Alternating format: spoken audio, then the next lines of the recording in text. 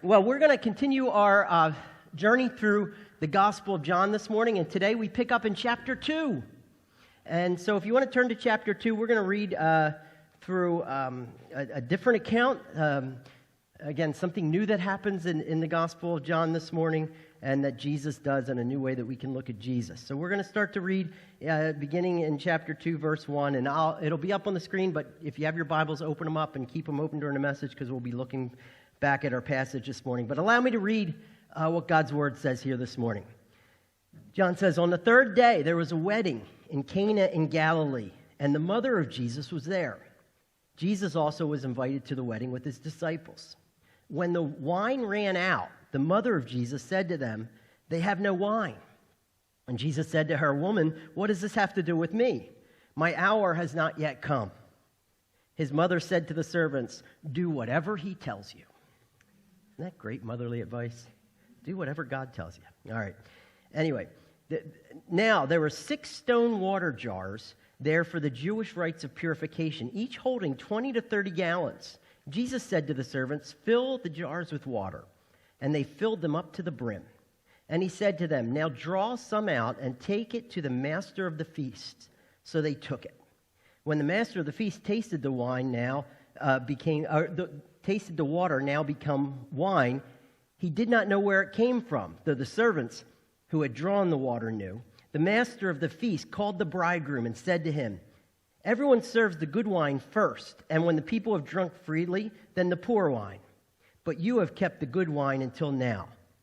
This is the first of his signs Jesus did at Cana in Galilee and manifested his glory, and his disciples believed in him. After this, he went down to Capernaum with his mother and his brothers and his disciples, and they stayed there for a few days. All right, so this is a really cool story, and probably a lot of you heard about this. This is Jesus' first miracle, and as John says, it's the first sign. Remember, we talked about these signs, these 7 signs that John includes, and these 7 signs are given for the purpose, just like the witnesses and Jesus' teaching, so that we may believe that Jesus is the Son of God, and that by believing we may find life in his name. So these signs help give us a picture of who Jesus is as the Son of God, so that we can believe in him. And just to kind of give some context about what's happening here, again, Jesus had just started his public ministry, and last week at the end of chapter 1, we saw how Jesus began to draw followers. And as these followers, or these early disciples, began following him, and they had this interaction with Jesus, or they experienced Jesus, they couldn't help but tell other people about him, and they told other people, who then again began to follow him. And what we learned through all of this is that if Jesus is worth trusting, then he's worth sharing. So that's kind of where we are. And if you remember, Jesus then this was where John was baptizing and things, and then Jesus was on his way up to Galilee, which is in the northern portion of the region where the Jews lived, so up by the Sea of Galilee. And so Jesus is on his way up there. So this is where our passage opens. So let's just kind of walk through the passage so we understand what's happening, and then we're going to dig into it, because there's a lot here to kind of grasp. But we kind of need to get a grasp of what's really happening. So let's summarize the events happening here. So it says, it opens up and says, on the third day. What's it talking about? It's not the third day of the week. What John's saying is he's setting the time. This is on the third day after he had called Nathanael, and he began following him 3 days later. So this would be 7 days after John first sees Jesus and said, "Behold the Lamb of God who takes away the sins of the world." 7 days after that. So now Jesus is up in the region of Galilee, and he's in the town of Canaan, or the village of Cana, which actually is Nathanael's hometown, if you remember from last week. And he's there to go to a wedding. He's been invited to a wedding along with his mom. And weddings were big deals back in that day, bigger than even they are today. And in the Jewish culture, weddings were one of the feasts that would just bring everyone together. In fact, it would bring entire families together, and oftentimes entire communities would come to these weddings, and it was a celebration of God bringing 2 people together and the blessing upon them. And these wedding feasts, they could go on for a day, or they could go on for a week. So people would stay for long periods of time. And somehow the people getting married are related to Jesus and his family in the sense that they're invited to this. Jesus' mom, and we see her involvement in this wedding, that she's probably, the person getting married or the person putting on the wedding is close to her because she's pretty involved in the wedding and what's going on at the time.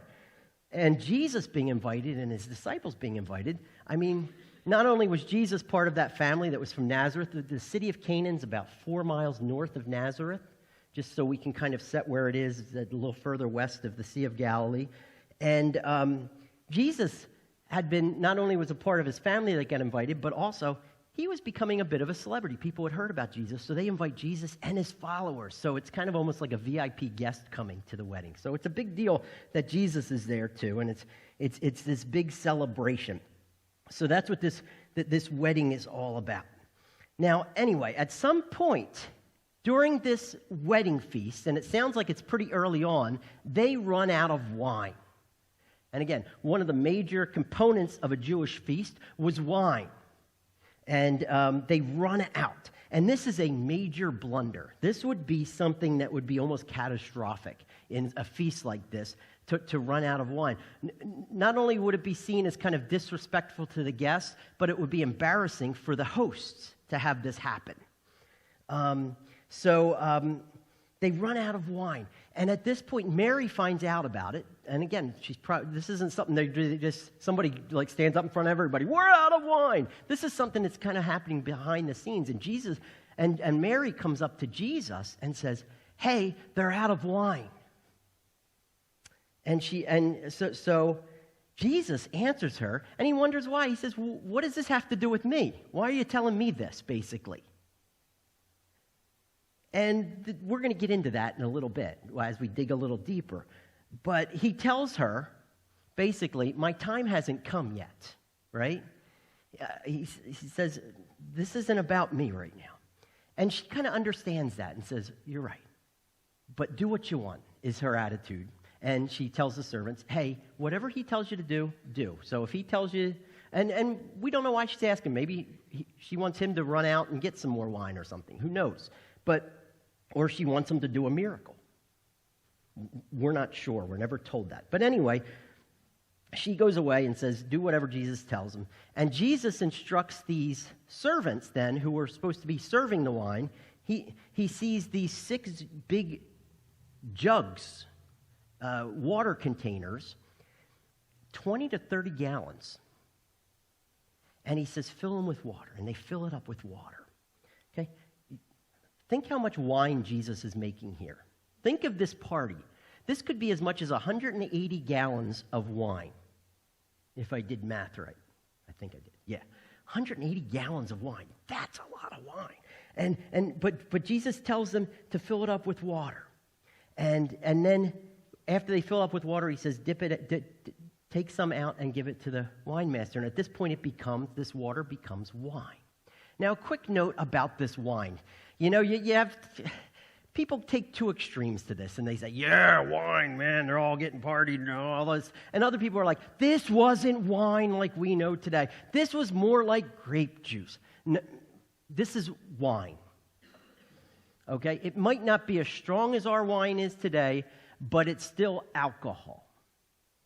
Now, wine was a very important part of the Jewish culture and their health because the water that they had probably wasn't as good to drink. In fact, remember Paul telling Timothy, drink some wine for your stomach. It'll help settle your stomach.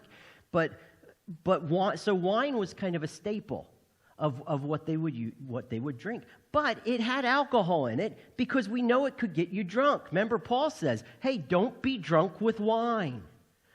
So you could get drunk if you drank enough wine. So this wine that Jesus makes is real wine. So and real quick, a lot of people look at this miracle and they want to make it as this is Jesus teaching us that we should go out and party. It's okay to party, and Jesus supports us drinking. Or Jesus is telling us we shouldn't, and this isn't the point of this miracle. The point of this miracle is not about drinking wine. The point of this miracle is about Jesus. And that's why John is doing this miracle. If you notice, Mary isn't even named in this. It just says the mother of Jesus. The bride and groom aren't named. If it's a wedding, you would think they would be the stars of this. You know who the one named is in this? Jesus. Why? Because Jesus is the focus of this miracle. So anyway, they get these 6 jugs and they bring it to the wine master or the feast master. He's kind of like maybe the wedding coordinator or the catering coordinator that's making sure everything runs smoothly and everything's good and everything's quality. And they bring him this. And he drinks it, and he's just like, where did you get this? This is amazing. This isn't just wine. This is good wine. In fact, usually they bring out the good wine first, and you're bringing it out later. And the reason they would bring out the good wine first, because everybody because as this feast would go on and it would linger, people would get tired, people would get full. And if you've ever gotten full and you're eating real good food, the good food doesn't quite need to taste as good after a while, right? I mean, you're not really savoring it. You're just like, oh, more food or more drink. So, and also people were getting a little bit more dull of their senses as maybe the alcohol was starting to take effect in some of the people, that they wouldn't notice as much, that it didn't taste the same as the beginning one. So people would do that because it was cheaper and it was a way that they could provide more wine. But he says, this wine you gave is much better than the stuff we even had at the beginning. Whoa, that's amazing. So anyway, that's kind of what happens here. And this celebration then continues, and it actually got better, right? So after the wedding, John says that Mary and Jesus and the disciples and Jesus' brothers traveled up to Capernaum, which is further north. So they're going further north into Galilee. And so here we have his brothers going with him, so maybe they were at the wedding, is probably the assumption here that we get this. And Capernaum is where James and John are from, who were 2 of his disciples that are with him. And it's right next to, kind of just an adjacent town, kind of like Haddon Heights and Audubon or Haddon Heights and Barrington, that is Bethsaida's right there, where Peter, Andrew, and Philip are from. So they're all right there, and they're going up to that area where they're going to stay for a few days. But John notes that they went up there, but what happens here, he kind of closes out and says, this was the first sign that Jesus performed in Cana of Galilee, or the first of these 7 signs. And again, these signs are these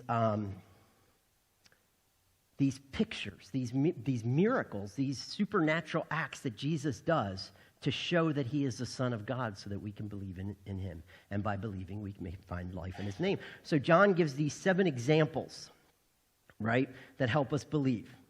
Now, you may look at this miracle and you may look at this and say, but this miracle really, it's not that awesome, right? I mean, it's not like he gave, I mean, some of the miracles of Jesus are amazing, right? He gives sight to the blind, he heals lepers, he raises the dead.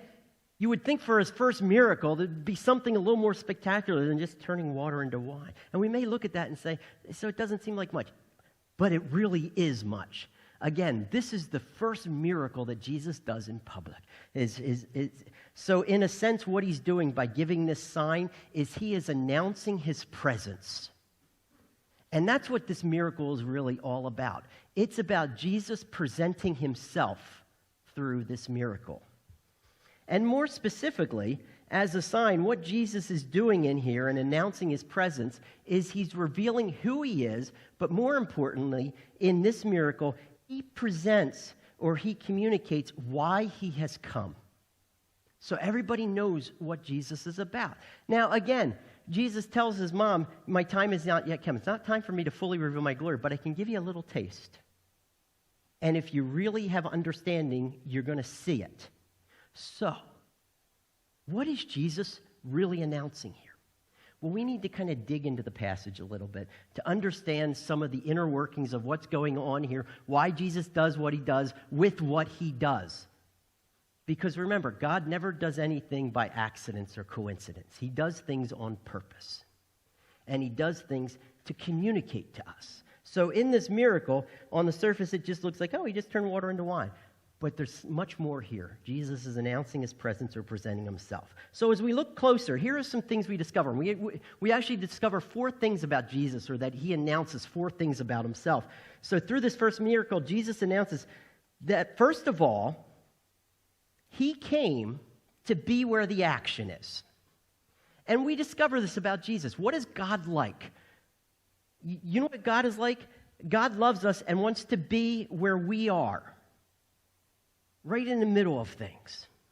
You know, it's very interesting that this is Jesus' first big public gathering, right? Where all eyes are kind of on him and he takes kind of the center stage. And it's not in a church setting.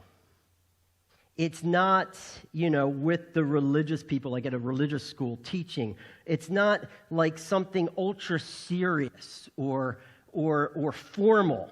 Rather, it's a party. It's a party where a crowd of people are.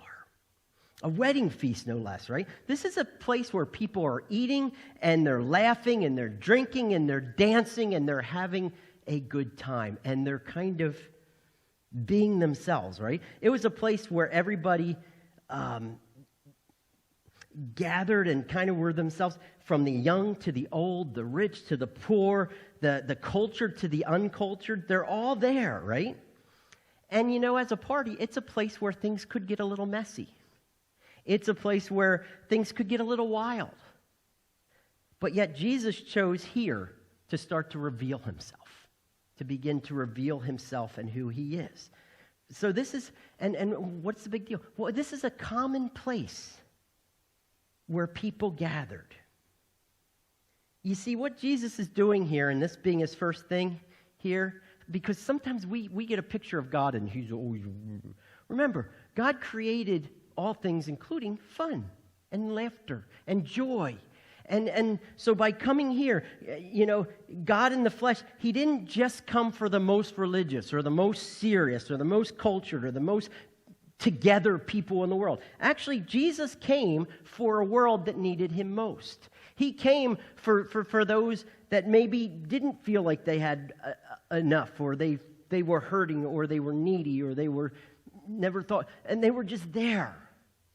And Jesus came for them. As a matter of fact, Jesus came for people that were sinners, like prostitutes and tax collectors. And he was seen hanging out with these people instead of the religious elite a lot of times. Actually, one time he's hanging with a tax collector named Zacchaeus, and he actually says this in Luke chapter 19. He says, "For the Son of Man came to seek and to save the lost." You see, Jesus came to where the action is, or where people needed him most. The fact that he comes first to a party announces that he came to meet the world right where it is and to connect with it. And that Jesus came to meet us right where we are. You see, sometimes we think maybe that we need to clean ourselves up. We need to get things right. I have a bunch of fishing friends and things like that, and I'm always inviting them out to church and saying, "Oh, you got to come out and check it out." They said, "Oh, I could never. The lightning would strike me," or "I got to get myself together before I ever go there." I'm like, no, you don't. Jesus comes to us right as we are. Remember, Paul says that. While we were still sinners, Christ died for us. While we were at our worst. The fact that Jesus comes here, He's telling us, hey, I'm coming to you, to meet you where you are. That's where the action is, where you need me most. And this is important not only for Jesus, it's important for us as his followers. Do you know that? We look at Jesus and we say, this is why Jesus comes, so this is one way we can reflect Jesus. And you know what that is? To go where the action is, to make sure that we are where people need to hear about Jesus. Sometimes we maybe feel safer, or we feel more content kind of in this bubble. And we just say, well, I'm in a great environment where everybody loves Jesus and everybody's good and nobody's really doing anything wrong. And that's awesome. And hopefully the world will come to us. That's not what God did. God became man to come and meet right where we are. And one important thing that tells us about ourselves as we follow Jesus is that we should be out there and go out into our world, meeting our coworkers or neighbors right where they are.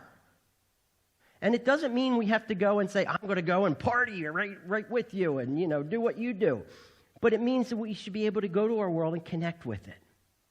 You see, being in our world doesn't mean we have to be of our world. Remember, Jesus talks about that. which means that we can still be in our world and we don't have to celebrate sin to enjoy people's presence or to meet people where they are and connect with them. It doesn't mean we have to accept necessarily all that behavior. Jesus wasn't coming to this wedding saying, I'm accepting people getting drunk and falling all over themselves at this wedding.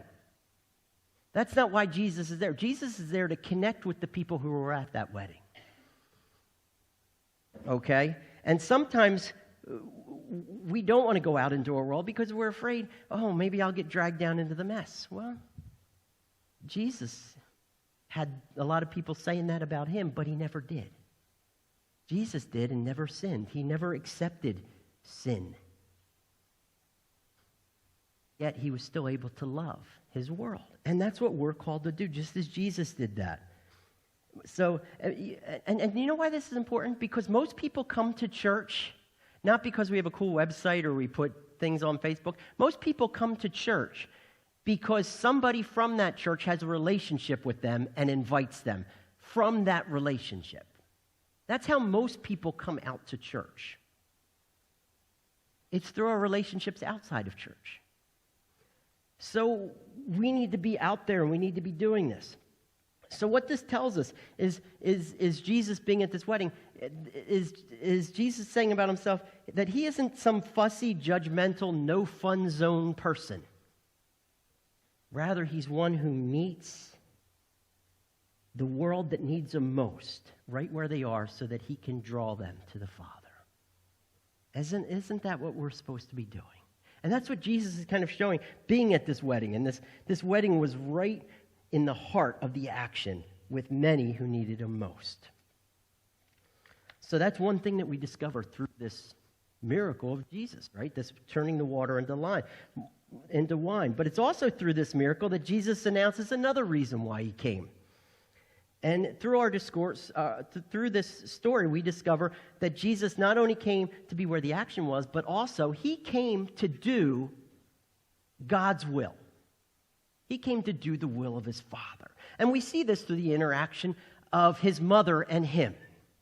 And as we look at this, even though Jesus came to meet the world at the point of need, he didn't come to bend to the whims of the world. Even though Jesus came to the world, he didn't come to the world to say, well, whatever you want, I'm going to give it to you. Jesus isn't Santa Claus. Jesus came to the world for a very specific purpose, to accomplish the Father's will. And that's what he does. At this wedding, the wine runs out, and his mom, Mary, comes to him and tells him, right? Hey, the wine ran out. And again, we're not told why she comes to him. And maybe she's just saying, you need to go out with your buddies. You can carry a lot and go find wine somewhere.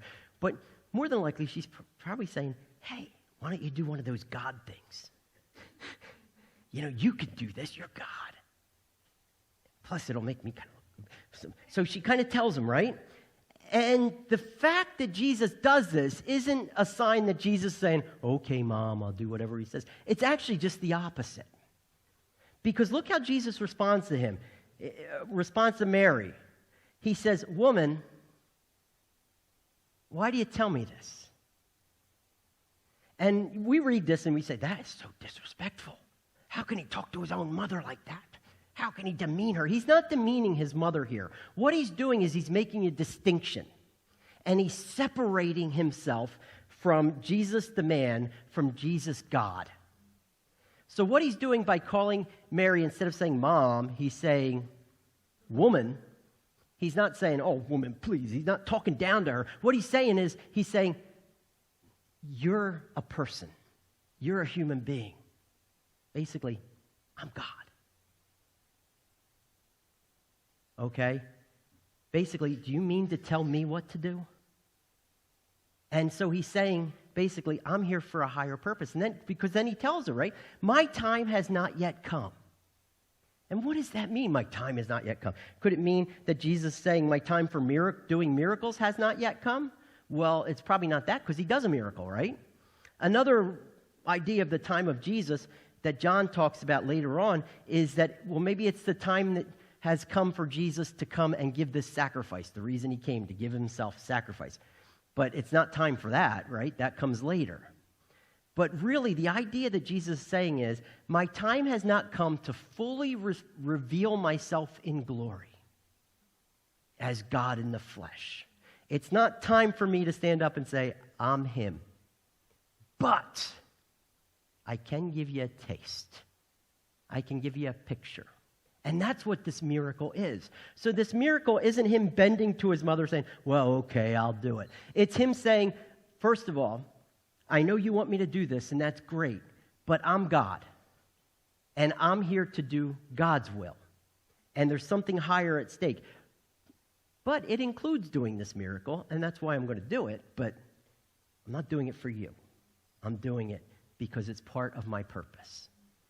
So that, and Mary recognizes this. That's why she says, do whatever he tells you to do. She doesn't harp on him. She doesn't keep after him and say, you know, you have to do this and things like that. Rather, she just says, whatever he tells you to do, do. But what Jesus is saying here, basically about himself, is he's saying, I'm not here for man. I'm here for God's will. I'm here to accomplish God's will. I'm here to do something spiritual, bigger than just what you want. I'm here to give you what you need. And he's saying, so I'm come to do God's will. In fact, this is what Jesus says later on in John 5. He says, I can do nothing on my own. As I hear, I judge, and my judgment is just, because I seek not my own will, but the will of him who sent me. You see, this isn't me and my humanness. And Jesus talks about not my will, but him who sent me. He talks about that in the garden, doesn't he? Before he goes to the cross, he says, you know, it's not my will, but it's your will be done. This isn't going to be fun to go to the cross, but this is why I've come, to do your will. And this is what he's saying. He's saying, this is why I'm going to do this, is because it's God's will, because it's going to help people get a glimpse of who I am and why I've come. So Jesus still makes the wine, which is a good thing because it meets an immediate need, but he didn't do it because Mary nagged him, but because it reveals what he's about, the Father's will and the work. And this is important for us because you know what? We as followers of Jesus, we should be about God's will. We should be about doing God's will. We should have this same kind of thrust in our lives as we come. And we want to do God's will in all that we do. So at work, we want to do God's will. Around our home and with even our hobbies, we want to do God's will rather than our own. I don't know about you, that can get hard sometimes, can it? We get caught up in relationships, and maybe we have things, you know, some people get involved in making a political point, and we want to make a political point more than we want to point people to Jesus.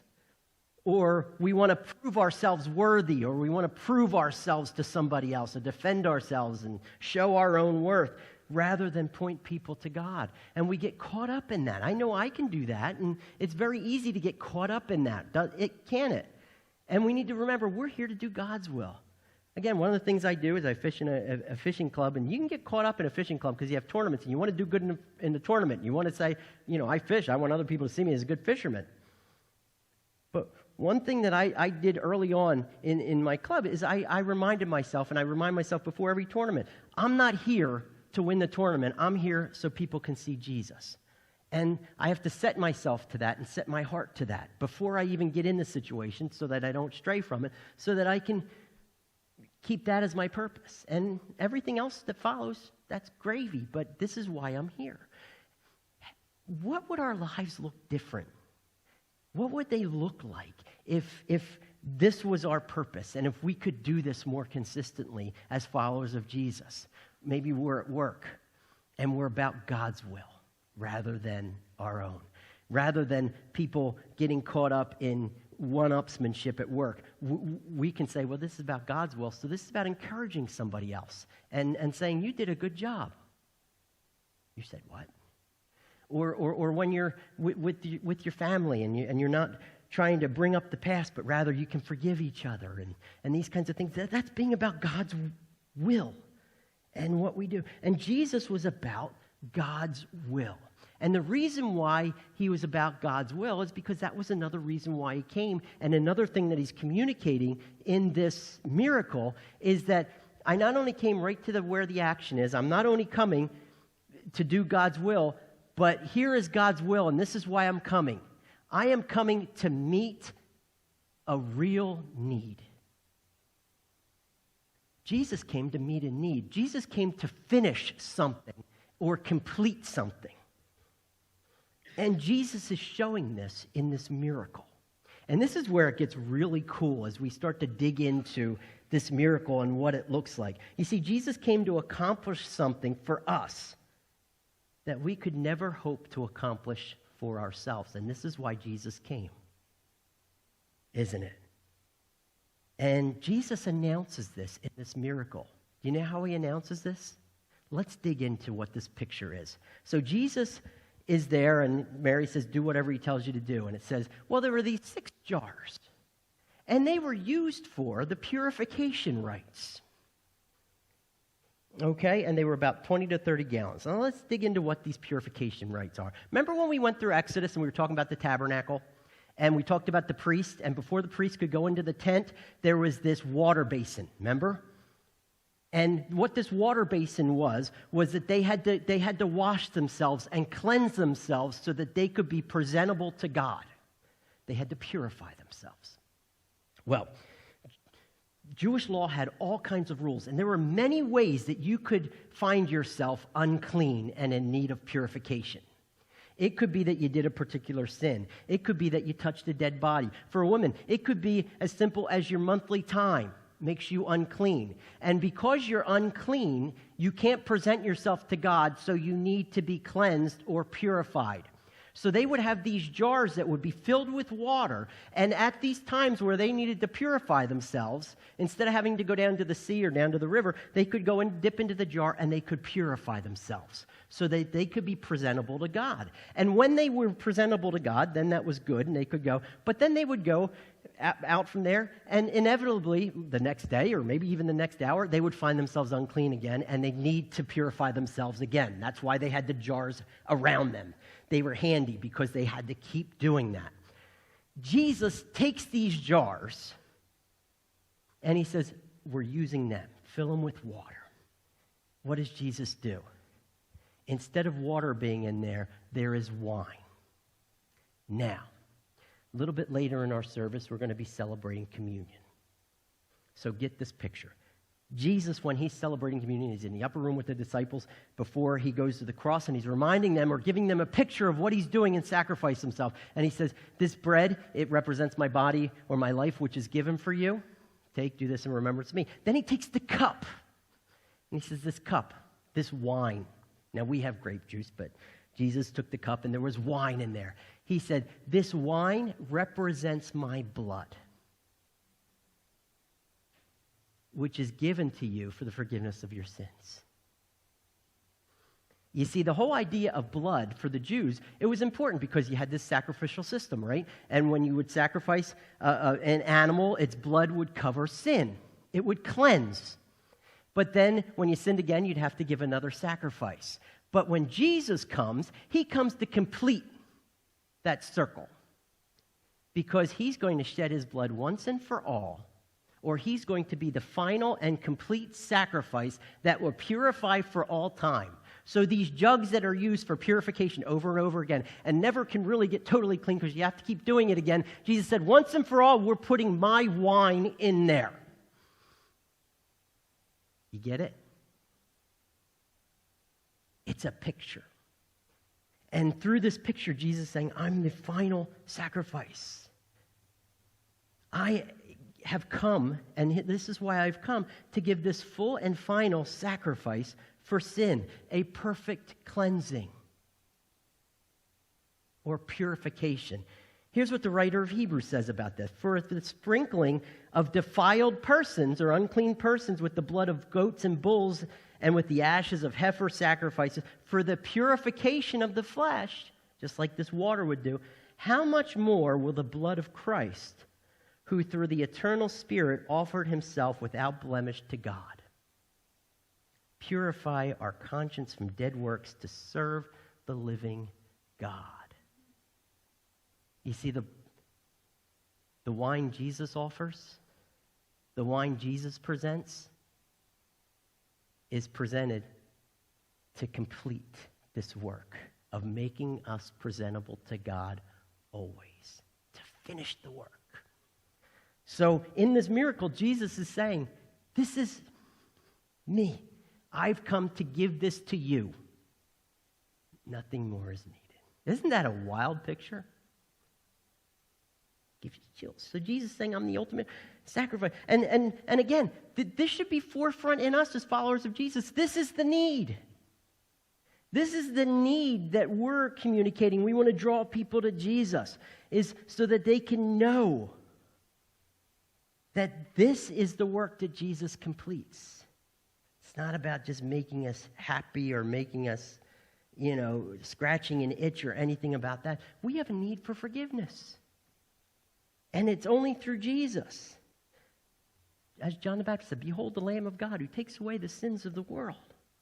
It's no coincidence that Jesus attends a wedding, and when he comes, he will come again, and you know what's going to be when Jesus comes again? A wedding feast. What's it called? The marriage supper of the Lamb. Who's the Lamb? The ultimate sacrifice given once and for all. Jesus is giving us a picture here. And he's saying, this need I'm coming to meet. Not just the need for wine, the need for forgiveness, purification. That's why I'm using these jugs. So he announces this. And this is what we should be about as his followers. This is why he came. It's why we share him much better when we keep this central. And this is what Jesus does for us. We have these commercials about Jesus on right now, and you're just like, oh, the lonely. He gets us. Well, that's great that Jesus gets us. But that's not why he came. Wasn't to just get us. And while that's true, that's not the best part. The best part is that he does for us what we could never do for ourselves. He forgives us. That's what I want to see one of those commercials say. Jesus, he forgives us. Really forgives us. And that's why he's come. And this is awesome, isn't it? But Jesus has one more bomb to drop here in this miracle. Real quick as we kind of get ready to close. This miracle that announces his arrival, and it's about this wine that Jesus makes from water, right? You see, Jesus could have just made wine. Could have made it serviceable. It could have been ordinary wine, and everybody would have been like, wow, good. We're saved. We can finish the party, and it works. It's wine. Jesus did for us what we couldn't do for ourselves. It's passable. We're good. But Jesus didn't do that, did he? He didn't just provide for the guests what they need. Rather, he did more than that. The wine that Jesus gave was the best wine. You see, Jesus came to do more than just save us. He did more than just rescue us from an eternity in hell. He did more than just guarantee us eternal life with God, which is good. But we're sitting there going, oh, I can't wait for that. You know what Jesus did? Jesus did better than that. He came to give us life right here and now. And through this miracle, here's what Jesus announces, that he came to not only meet a need, but to make everything better. Jesus made everything about this wedding feast by making this wine he made better. Think about this. The hosts were embarrassed, and they're like, whoa. Now all of a sudden it's the best wine. Now all of a sudden they're like, yeah. These wine servants who are going and serving the wine, and people are just grabbing it and saying, I just want this wine. And they're probably feeling like, what are we going to do? We're really going to get abused now. Now they can proudly take this wine. It says, when the wine master tasted it, he says, I don't know where this came from, but they did. And they're like, ha-ha. Now I have a purpose to my life. And look at this. Then they had this wine. Think of how this party ramped up with this new wine that he gave. And it got better. And there was more energy. And they're like, wow, look at all this wine we have. And it's fantastic wine. And we can enjoy this wedding feast. And it just got better. It got better because Jesus is here. Boy, isn't that a great truth for a wedding? You know, a marriage gets better when we have Jesus there. But because Jesus is there, everything is better. Why? Because he came to make everything better. You know, often followers of Jesus today, Christians, are kind of take on, and it's sometimes rightly so, kind of takes on the idea that, oh, Christians are just a bunch of wet blankets.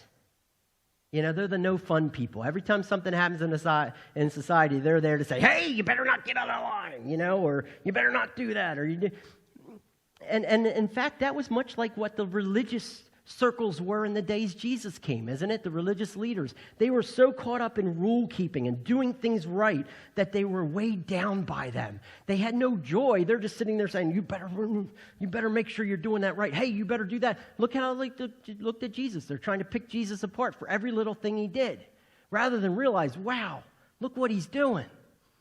Why? Because they're joyless and they're sitting there miserable. Those that know Jesus, we should be the most joyful people around. We should be the only people that have joy in our world. Why? Because he makes things better. He gives us joy and peace and hope in everything we do. In fact, look, here's what Jesus said. He said, I am the door. If anyone enters by me, he will be saved and will go in and out and find pasture. The thief comes only to steal and kill and destroy.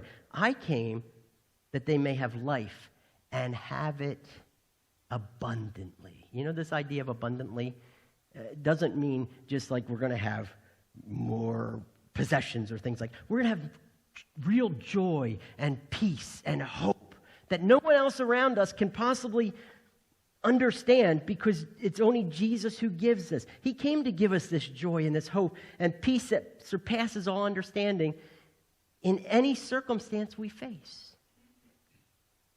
And through this miracle, Jesus made everything better wherever he was. The party was better, the guests were more joyful, the hosts more thankful, the wine steward's happier in serving this good wine, and they served better. Jesus changed the entire mood of the party. Jesus came to change our life right here and now. Not only our eternal destiny. He came to change the way we live life so that when we go through things that our neighbors go through, and we go through trials and struggles and things that don't seem fair, we can go through them differently. Why? Because Jesus makes everything better. Because it's going to be okay. Because God is with us. And so that when we follow him, we should do that. This should be kind of the aroma that we leave behind us wherever we go as followers of Jesus. In fact, Jesus in Matthew said, you are the salt of the earth. You know what salt does? Salt seasons. Makes people thirsty. It makes things better. If you ever had potato chips without salt, it's no fun, is it? Salt makes things better.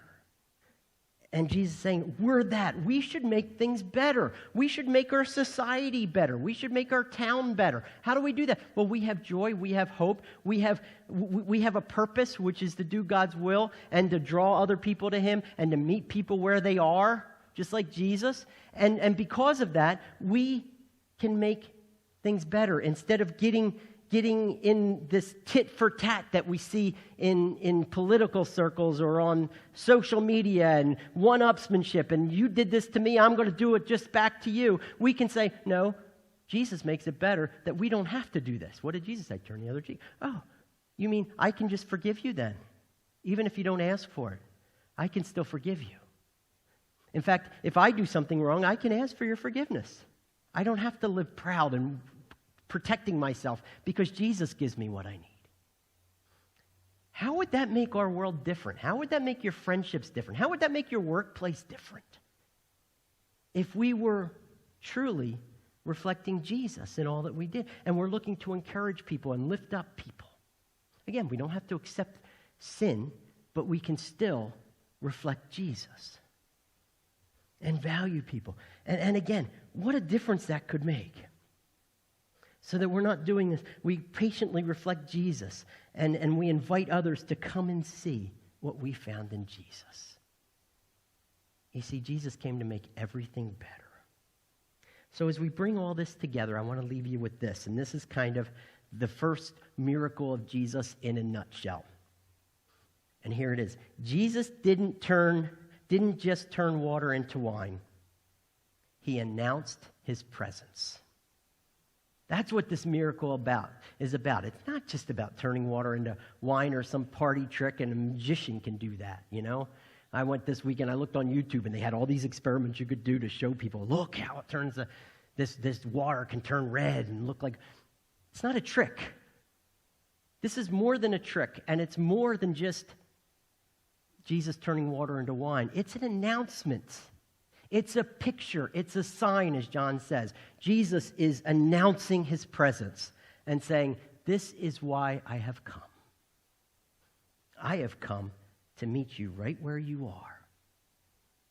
And in doing that, I'm here to do the will of my Father, which is to help meet a need that you can't possibly meet on your own, to make you presentable, to not only make you presentable to God, but to make your life better right here and now as well, because that is why I've come. This is Jesus, fully God, fully man, as he enters this scene through this first miracle. It's pretty cool, isn't it? Next week, John has quite a different story for Jesus as we go further. But just rest in this morning as we continue to worship, and then we're going to come to God's table, and we're going to remember this about Jesus.